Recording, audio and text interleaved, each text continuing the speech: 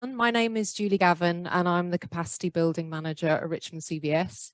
One of the best parts of my job is actually that I get to work with lots of trustees and local boards. And I'd like to start this evening by saying a massive thank you to all our local trustees. I know there are a number of you on the call. Trustees work diligently, often in the background. The last few years have been challenging for our sector, and given the cost of living crisis will continue to be challenging.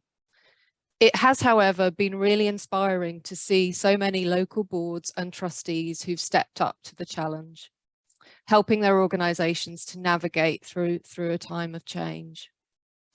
Tonight, I want to very briefly talk to you about what a trustee is, what trustees do, and what I think makes a good trustee. There are over 1 million charity trustees in England and Wales who collectively manage over 175,000 registered charities and many smaller charities that don't need to register. The majority of these organisations are small, with 50% of registered charities in the UK having an income of under £10,000. Almost all trustees carry out their duties in a voluntary capacity, doing so because they are passionate to support a cause and they have a sense of civic duty. This should be celebrated. So what is a charity trustee? Charity law, the Charities Act 2011, defines a trustee as a person having the general control and management and administration of a charity. Trustees are the people with ultimate responsibility for governing a charity and directing how it is managed and run. They can be called trustees, the board, directors, management committee members, or something else. So what do trustees do? Trustees have a number of legal duties that must be followed regardless of the size and shape of the charity. These are outlined in charity law. The Charity Commission have created a really great guide, which is called the Essential Trustee. This helps trustees to understand how they need to meet their legal duties.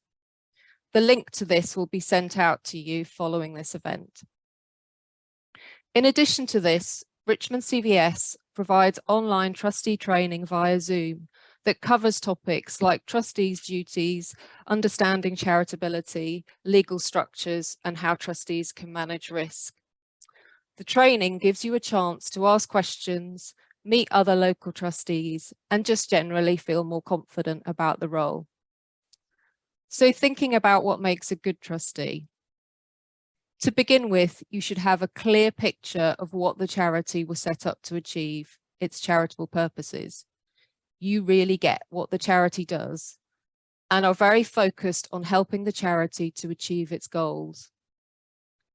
A good trustee will be very engaged, well prepared for meetings, providing constructive challenge, actively listening,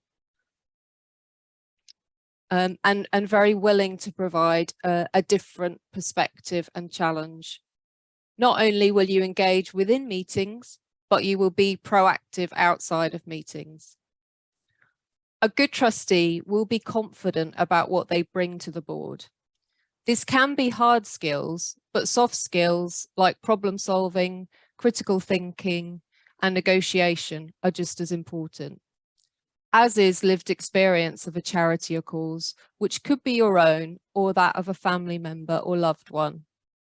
Many boards are keen to improve diversity, for example, by attracting younger people, more women, people from ethnic minority backgrounds, and people from different socio-economic groups.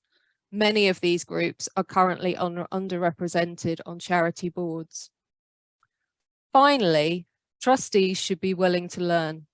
It doesn't matter if you have no previous knowledge of the sector or trusteeship. Richmond CVS can support you in your trustee journey by providing training, information, advice, and support. Having come along tonight, I would really encourage all of you to take the next step in your trustee journey.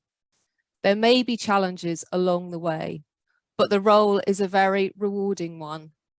and will give you many opportunities to develop, use your current skills and learn new ones, all whilst knowing you are helping make a difference to local people and local communities. Thank you for your time, for being here. As Catherine says, I will endeavour to answer any questions through the evening, and handing back to Catherine now.